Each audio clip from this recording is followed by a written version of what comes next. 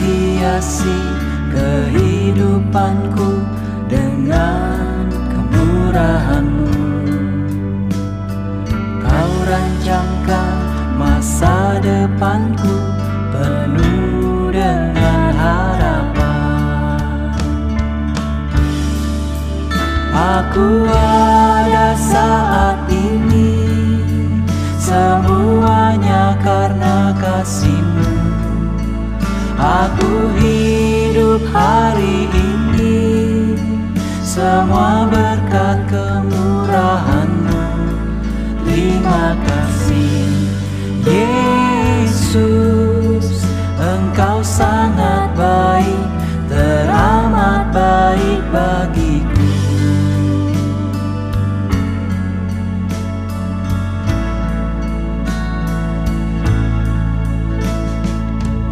Hiasi kehidupanku dengan kemurahan-Mu. Kau rancangkan masa depanku penuh dengan harapan. Aku ada saat ini, semuanya karena kasih-Mu. Aku hidup hari ini, semua berkat kemurahan-Mu. Terima kasih Yesus, Engkau sangat baik, teramat baik. Aku ada saat ini, semuanya karena kasih-Mu. Aku hidup hari ini, semua berkat kemurahan-Mu. Terima kasih Yesus, Engkau sangat baik, teramat baik bagiku.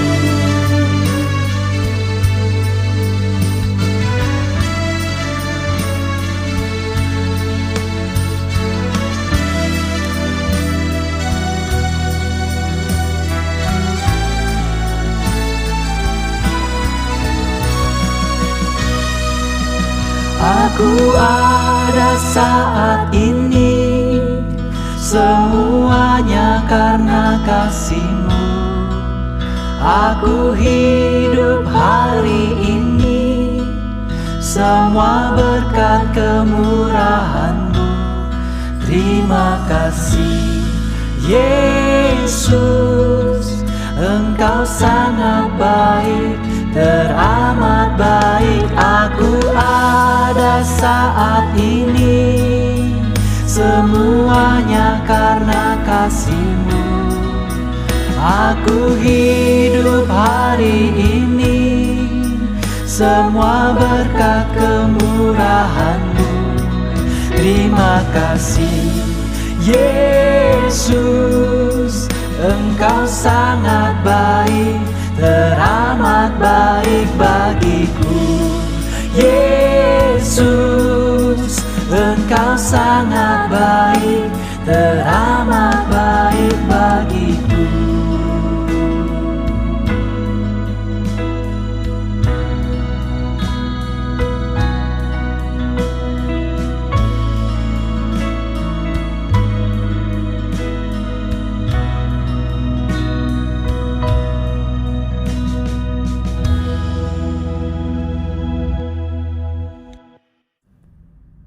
Shalom saudara-saudaraku yang kekasih di dalam Tuhan Yesus Kristus.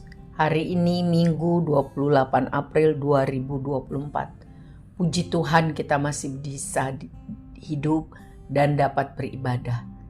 Biarlah kiranya nama Tuhan dipermuliakan. Selamat ulang tahun kepada saudara-saudariku yang kekasih.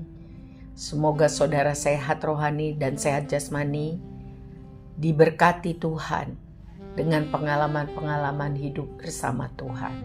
Lebih mengenal Tuhan, lebih cinta Tuhan. Amin. Saudara, kita akan mempelajari hari ini mengenai Yesus menampakkan diri kepada Thomas. Dicatat dari Yohanes 20 ayat 24 sampai 31. Marilah kita berdoa mohon berkat Tuhan. Bapa kami yang baik, Tuhan Yesus Kristus, terima kasih untuk kasih setia Tuhan yang dapat kami alami dalam satu minggu ini. Puji Tuhan, mulia Tuhan, agung Tuhan. Mohon ampun buat semua dosa salah kami Bapa, dan juga mohon kemampuan untuk mengampuni orang yang bersalah kepada kami. Bapa yang baik, terima kasih untuk kesabaran-Mu. Berkatilah kami waktu kami mempelajari firman Tuhan dari Yohanes 20 ayat 24 sampai 31. Agar kami mengerti benar dan dapat melakukannya dengan bantuan Roh-Mu yang kudus.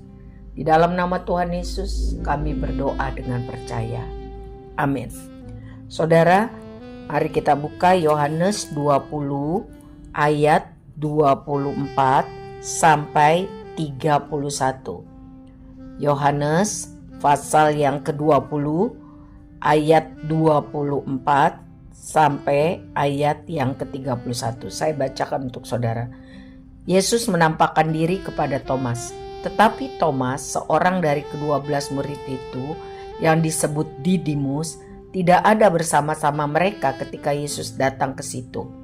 Maka kata murid-murid yang lain itu kepadanya, "Kami telah melihat Tuhan."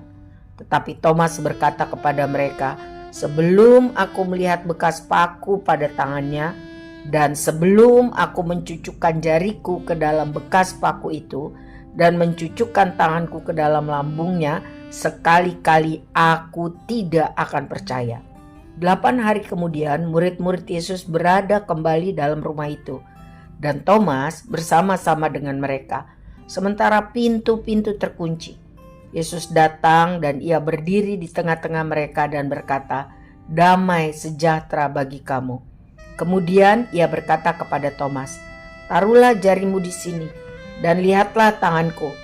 Ulurkanlah tanganmu dan cucukkanlah ke dalam lambungku, dan jangan engkau tidak percaya lagi, melainkan percayalah." Thomas menjawab dia, "Ya Tuhanku dan Allahku." Kata Yesus kepadanya, "Karena engkau telah melihat aku, maka engkau percaya. Berbahagialah mereka yang tidak melihat namun percaya." Selanjutnya, maksud Injil ini dicatat. Memang masih banyak tanda lain yang dibuat Yesus di depan mata murid-muridnya yang tidak tercatat dalam kitab ini. Tetapi semua yang tercantum di sini telah dicatat supaya kamu percaya bahwa Yesuslah Mesias, Anak Allah, dan supaya kamu oleh imanmu memperoleh hidup dalam namanya. Saudara, Thomas adalah salah seorang dari ke-12 rasul atau disebut apostel, mengacu kepada murid-murid Tuhan Yesus. Rasul artinya utusan, duta, ya, pengikut-pengikut Yesus yang terdekat, narasumber utama Injil, kabar baik itu, seorang misionaris. Semua ini tercatat dalam Matius 10 ayat 2 sampai 4. Selanjutnya di dalam Yohanes 11 ayat 16 tercatat, Thomas disebut juga Didimus, berkata kepada teman-temannya yaitu murid-murid yang lain, "Marilah kita pergi juga untuk mati bersama-sama dengan dia, supaya kita mati bersama-sama dengan dia." Ini dikatakan Thomas waktu Yesus mengajak mereka datang ke kampung Lazarus yang sudah mati. Jadi perkataannya kadang-kadang tajam ya, kadang-kadang seperti narsistik gitu ya, kadang-kadang seperti sindiran ya. Selanjutnya kata Thomas di dalam Yohanes 14 ayat 5 kepadanya, "Tuhan, kami tidak tahu kemana engkau akan pergi. Jadi bagaimana kami tahu jalan ke situ? Ini sebagai tanggapan Thomas ketika Yesus mengatakan bahwa sebentar lagi dia akan pergi ke rumah Bapa. Thomas berkata, kami tidak tahu kemana engkau akan pergi. Bagaimana kami tahu jalan ke situ? Rumah Bapa tercatat juga dalam Yohanes 14 ayat 1 sampai 6. Mari kita lihat Yohanes 14 ayat 1 sampai 6. Janganlah gelisah hatimu, percayalah kepada Allah, percayalah juga kepadaku. Di rumah Bapakku banyak tempat tinggal. Jika tidak demikian, tentu aku mengatakan kepadamu, sebab aku pergi ke situ untuk menyediakan tempat bagimu. Dan apabila aku telah pergi ke situ dan telah menyediakan tempat bagimu, aku akan datang kembali dan membawa kamu ke tempatku, supaya di tempat di mana aku berada, kamu pun berada. Dan kemana aku pergi, kamu tahu jalan ke situ. Perhatikan ayat 5, ini respon Thomas. Kata Thomas kepadanya, Tuhan, kami tidak tahu kemana engkau pergi, jadi bagaimana kami tahu jalan ke situ? Ayat 6, kata Yesus kepadanya, kepada Thomas, akulah jalan dan kebenaran dan hidup.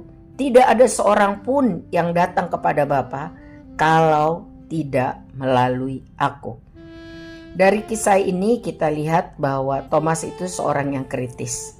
Ketika Yesus mengatakan bahwa akan pergi ke sorga, ke rumah Bapa untuk menyediakan tempat bagi para murid-muridnya, para orang-orang yang setia percaya kepadanya, namun ia akan kembali datang untuk menjemput dan membawa mereka ke sorga, supaya dapat tinggal bersama-sama dengan Tuhan, ya, dengan cara percaya sungguh kepada Yesus sebagai satu-satunya jalan kebenaran dan hidup. Ya, ternyata sampai saat itu para murid belum benar-benar mengenal siapa Yesus. Mereka masih bingung.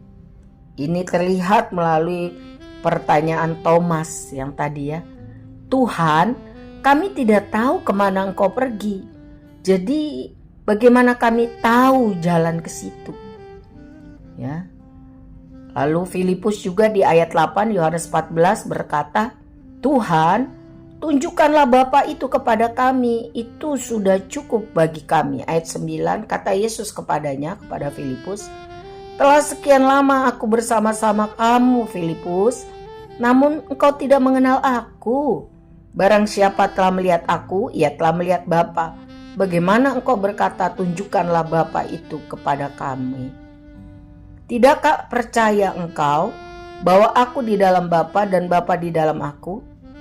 Ya, saudara bisa baca di Yohanes 14 ayat 8 dan selanjutnya. Jadi mereka belum benar mengerti siapa Yesus itu. Ya, masih bingung-bingung. Tapi Thomas adalah orang yang kritis. Dia tidak diam, dia tanya. Thomas juga seorang dari 12 murid yang tidak bersama-sama dengan murid-murid ketika Yesus datang ke pertemuan itu. Lihat tadi yang kita baca di dalam Yohanes 20 ayat 24. Itu dikatakan bahwa Thomas, seorang dari ke-12 murid yang disebut Didimus, tidak ada bersama-sama mereka ketika Yesus datang ke situ. Tidak ada dalam pertemuan itu. Ya, tidak ada bersama-sama ketika Yesus memperlihatkan diri kepada para murid-muridnya. Ya. Waktu murid berkata, kami telah melihat Tuhan. Thomas berkata, dia responsif orangnya, dia kritis. Ya. Sebelum aku melihat bekas paku pada tangannya, sebelum aku mencucukkan jariku ke dalam bekas paku itu dan mencucukkan tanganku dalam lambungnya, sekali-kali aku tidak akan percaya. Wah, dia gak percaya. Dan dikatakan 8 hari kemudian murid-murid Yesus kembali berada dalam satu rumah di Yerusalem, dan Thomas akhirnya bersama-sama mereka. Pintu-pintu terkunci.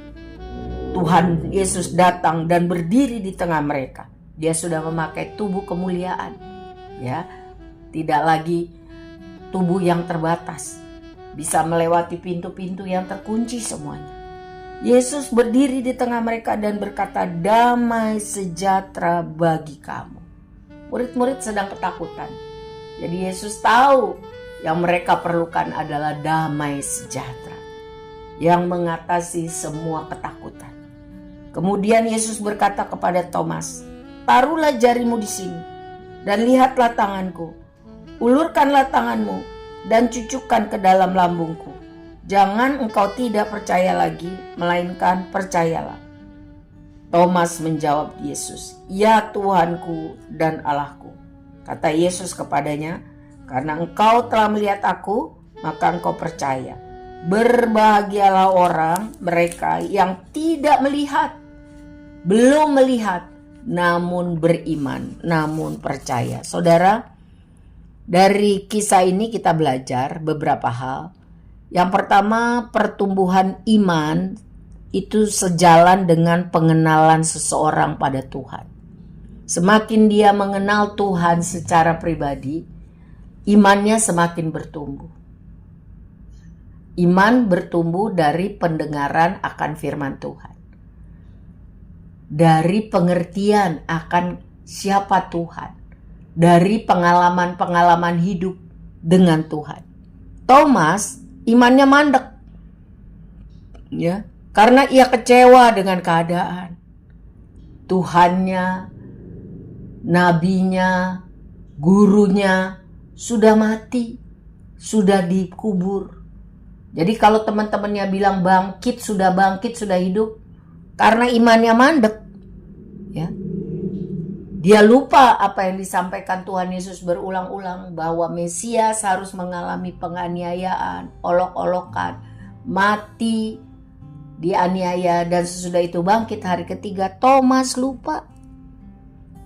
Imannya mandek karena ia fokus kepada kekecewaan terhadap keadaan.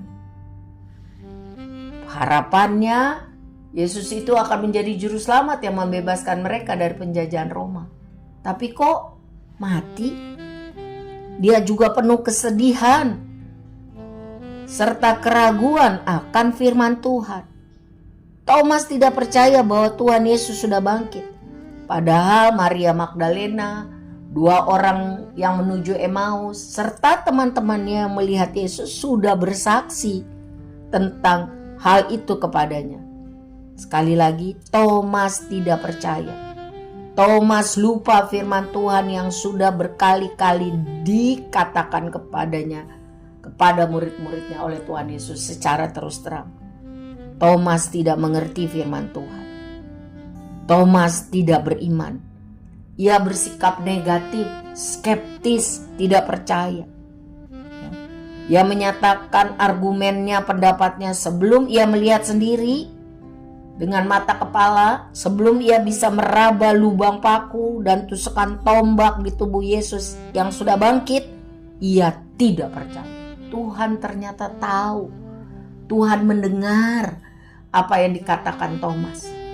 Tuhan Maha tahu. Haleluya. Sebab itu hati-hati dengan omongan kita. Hati-hati dengan pikiran kita. Karena Tuhan tahu. Tidak ada yang tersembunyi di hadapan Tuhan. Menghadapi reaksi Thomas yang sangat negatif, Tuhan tidak marah terhadap Thomas. Tuhan Yesus sabar, berbelas kasihan sekali. Kalau sampai iman Thomas itu hilang, kandas. Kalau dia sampai jadi agnostik, ateis. Tuhan sabar, Tuhan berbelas kasihan. Bahkan Tuhan mengizinkan Thomas meraba luka-luka, bekas luka di tubuhnya. Dan Thomas ditegur Tuhan untuk meninggalkan ketidakpercayaan. Dan seharusnya hidup percaya, hidup dalam iman kepada firman Tuhan. Saudara, Thomas orang yang kritis. Ya. Dia tidak diam saja kalau tidak ngerti. Dia juga tidak mudah percaya kepada cerita kesaksian orang, murid-murid yang lain. Ya. Dia suka berdebat, suka berargumentasi, tetapi Tuhan berbelas kasihan dan mengasihinya. Tuhan menjumpai Thomas, sampai Thomas akhirnya percaya dan mengaku bahwa Yesus adalah Tuhan, Allah, Juru Selamat. Saudara, Dari pelajaran ini kita lihat satu, bahwa iman kita harus bertumbuh. Dan iman bertumbuh dari pengenalan yang lebih dalam akan pribadi Yesus. Pengalaman pribadi. Dari pendengaran akan firman Tuhan yang tekun. Ya. Dan yang kedua, Tuhan tahu segalanya. Kita tidak bisa bohong, tidak bisa sembunyi. Hati-hati jaga pikiran, mulut, dan tindakan kita. Jangan sampai menyesal. Ya, kalau sudah salah cepat mengaku dan bertobat. Selanjutnya, kenapa Thomas tidak percaya? Karena waktu Yesus menampakkan dirinya kepada murid-muridnya, ya, pertama kali, Thomas di mana? Thomas ada di mana? Dikatakan Thomas tidak ada di dalam perkumpulan itu. Thomas tidak hadir di dalam pertemuan mereka. Coba kita bandingkan dengan ayat Ibrani 10 ayat 25. Ibrani 10 ayat 25. Janganlah kita menjauhkan diri dari pertemuan-pertemuan ibadah kita, seperti dibiasakan oleh beberapa orang. Tetapi marilah kita saling menasehati dan semakin giat melakukan pertemuan ibadah menjelang hari Tuhan yang mendekat. Jadi Thomas tidak percaya, Thomas tidak bertumbuh imannya karena ia mengabaikan persekutuan dengan sesama murid. Sehingga ia tidak melihat Tuhan yang hadir dalam persekutuan tersebut. Saudaraku, kita harus setia bersekutu beribadah. Sehingga bisa berjumpa dengan sesama saudara, saling memperhatikan. Saudara, keluarga di dalam Kristus, saling mendoakan. Dan dapat menikmati persekutuan yang akrab dengan Tuhan. Jadi itu ibadah, saudara. Itu gunanya ibadah on-site, datang. Ya. Persekutuan dengan Tuhan dan persekutuan dengan saudara seiman. Banyak orang datang beribadah hanya motivasinya mau mujizat.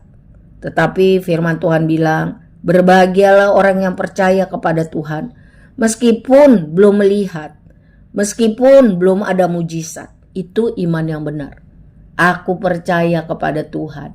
Ia juru selamatku, ia sumber hidupku, ia baik. Ya, ia baik. Jadi jangan kita menjauhkan diri dari pertemuan ibadah kita. Seperti dibiasakan oleh beberapa orang, seperti Thomas. Akhirnya rugi sendiri, tidak beriman, tidak bertumbuh dalam pengenalan akan firman. Tetapi mari kita saling menasehati, semakin giat melakukannya menjelang hari Tuhan yang mendekat. Dalam terjemahan firman Allah yang hidup, dikatakan Ibrani 10 ayat 25, janganlah kita lalai menghadiri kebaktian di gereja, seperti yang dilakukan beberapa orang. Coba saudara lihat, siapa saudara kita seiman yang sudah lama tidak ibadah. Ya. Tetapi mari kita saling memberi dorongan, saling mengingatkan, terutama sekarang ini. Sebab hari kedatangan Tuhan yang kedua kali sudah dekat. Jadi mari saudara, kita saling memperhatikan, mendorong untuk masing-masing setia, tambah setia. Supaya kapan saja Tuhan datang, kita kedapatan siap, sedia. Jangan seperti 5 gadis yang bodoh, yang tidak siap sedia menyambut kedatangan Tuhan, mempelai itu. Tapi mari kita jadi seperti 5 gadis bijaksana, yang walaupun sudah menunggu lama, tetapi siap sedia. Sehingga waktu mempelai itu yang melambangkan Tuhan Yesus datang tiba-tiba, mereka 5 orang gadis bijaksana itu diundang masuk ke dalam perjamuan. Artinya, kalau kita tidak siap sedia, tidak sungguh-sungguh di dalam Tuhan karena malas beribadah, lalai menghadiri kebaktian di gereja, ya, maka kita bisa seperti gadis bodoh yang tertinggal. KTP-nya masih Kristen tapi tanpa pertobatan, tanpa pengalaman dengan Tuhan, tanpa pengertian, pengetahuan dengan Tuhan. Jadi selama Tuhan masih kasih kesempatan hari ini saudara, responilah firman Tuhan. Mari kita bilang, Tuhan ampuni saya. Saya mau sungguh-sungguh menghargai kesempatan hidup untuk setia beribadah. Memperhatikan saudara-saudara saya yang malas beribadah. Memberitakan Injil kepada komunitas saya yang belum percaya kepada Tuhan Yesus. Sebab kedatanganmu yang kedua sudah semakin dekat. Mari saudara, dari pengalaman Thomas ini kita belajar bahwa sekali lagi, satu, Tuhan tahu segalanya. Hati-hati dengan pikiran, perkataan, dan perbuatan. Yang kedua, kalau kita salah berdosa, cepat, jangan tunda. Segera mengaku dosa dan bertobat. Yang ketiga, pertumbuhan iman sejalan dengan pengenalan seseorang kepada Tuhan. Semakin kita mengenal Tuhan, kehendak Tuhan, pribadi Tuhan, firman Tuhan, semakin kita tahu doa yang benar yang sesuai hati Tuhan. Semakin kuat iman percaya kita. Tetapi iman percaya bisa kandas ya, kalau kita lalai, membiasakan diri untuk tidak menghadiri ibadah di gereja. Iman menjadi kandas, iman menjadi mati. Atau beribadah di gereja pun, atau beribadah online sambil tidak sungguh-sungguh. Tuhan tahu ya, biarlah kiranya hati kita seperti tanah yang baik, yang ditaburi benih firman Tuhan yang baik ya, yang bertumbuh maksimal dan menghasilkan buah yang banyak. Hidup bagi kemuliaan Tuhan.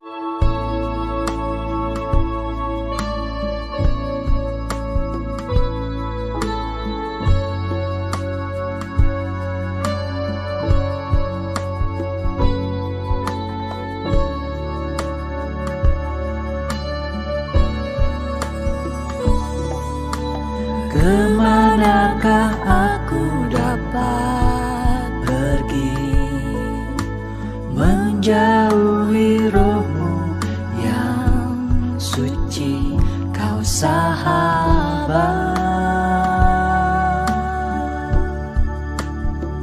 dan Kau dekat.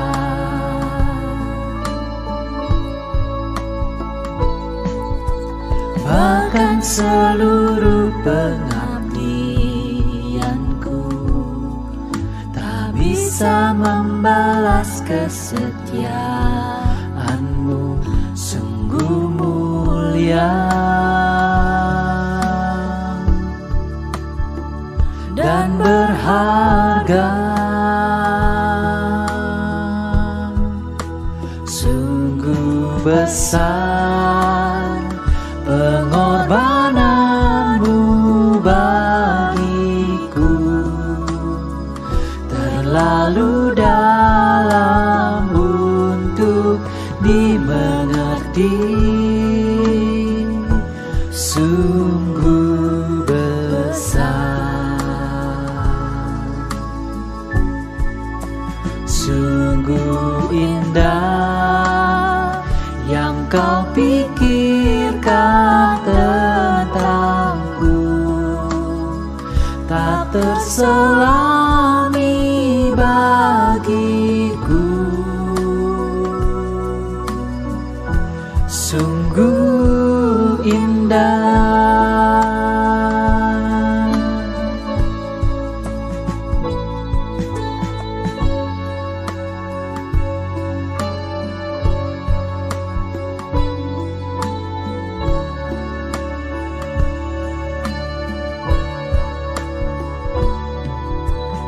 Kemanakah aku dapat pergi, menjauhi roh-Mu yang suci, Kau sahabat,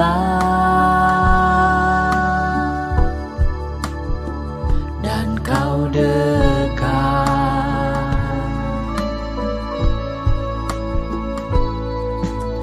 Bahkan seluruh pengabdianku tak bisa membalas kesetiaan-Mu, sungguh mulia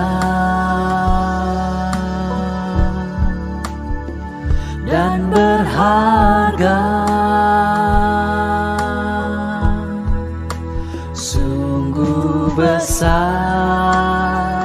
pengorbananmu bagiku, terlalu dalam untuk dimengerti. Sungguh besar,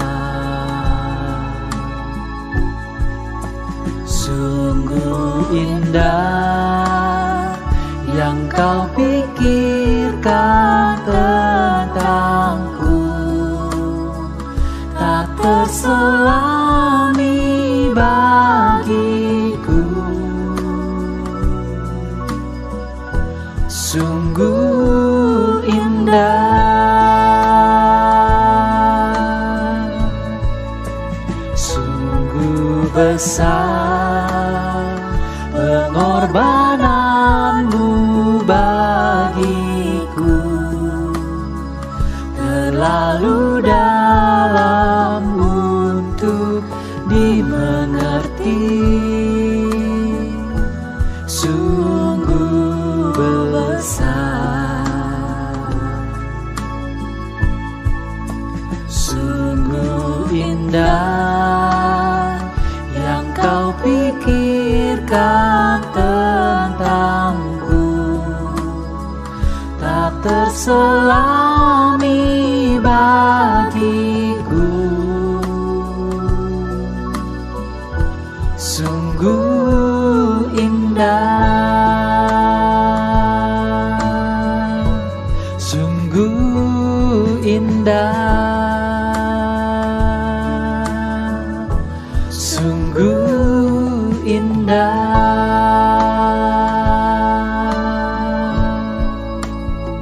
Kita berdoa. Mari kita berdoa. Bapa yang baik, terima kasih buat pelajaran firman Tuhan dari kisah Thomas yang tidak percaya, karena dia lalai untuk setia beribadah.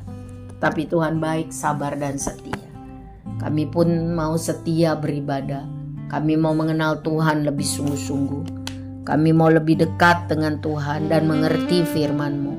Kami tidak mau menjadi orang yang hidup tidak percaya. Tambahkanlah iman percaya kami, ya Tuhan. Tambahkanlah pengenalan kami secara pribadi dengan Tuhan, siapapun kami. Mohon berkat Tuhan bagi anak sekolah minggu, supaya mereka cinta Tuhan dengan sungguh.